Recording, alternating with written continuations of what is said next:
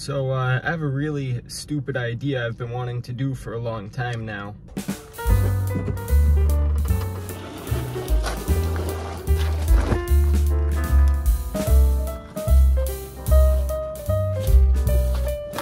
So I've been wanting to do this for a while, but it's always too sunny out and the tracking wouldn't work. The whole idea is to go kayaking while on a VR kayaking game. Throughout the video, I'm going to be cutting back and forth between here and the kayaking footage. The video at the lake was shot on my phone, and for all of the drone footage, I had to put my phone in the controller, so I had no audio at all. So this was my solution.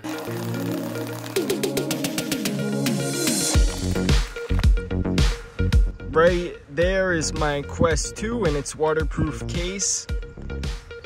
And we're gonna try to look for a spot that has a little bit of shade to make sure the tracking actually works.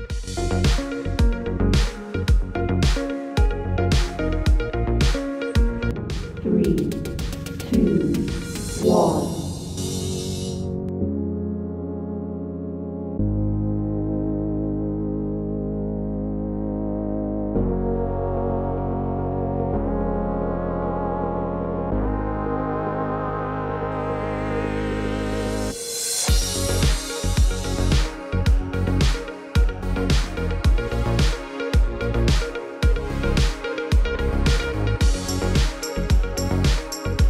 So as you could see in the gameplay, the Quest had some trouble tracking, and it was a cloudy day, but I don't think the sun was the issue.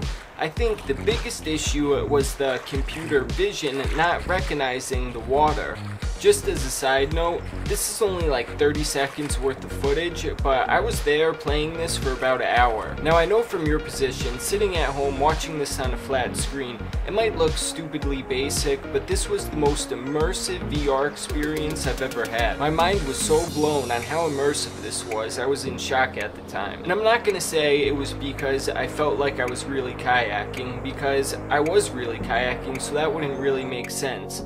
The real golden ticket here is that the virtual world and the real world merged into one, and I was able to forget I was wearing a VR headset at all. This made me wonder, if our haptic feedback accessories were advanced enough, would we be able to experience what it's like to live in these other realities? And in my search for the answer, I just knew the perfect place to go. And no, I'm not talking about a college or a research lab, but here. More specifically, the neuropsychology subreddit. So I asked these alleged brain scientists what was happening in my brain when the virtual world and the real world started to merge. And their answer did not disappoint. According to ForkliftMasterPsych, if the brain is given enough correct stimuli, it will not be able to tell the difference between the virtual world and the real world. So when you're playing a VR sword fighting game, you might be having fun, but you still know you're in virtual reality, because while your eyes tell your brain you're in a sword fight, you don't actually feel the impact of the blade,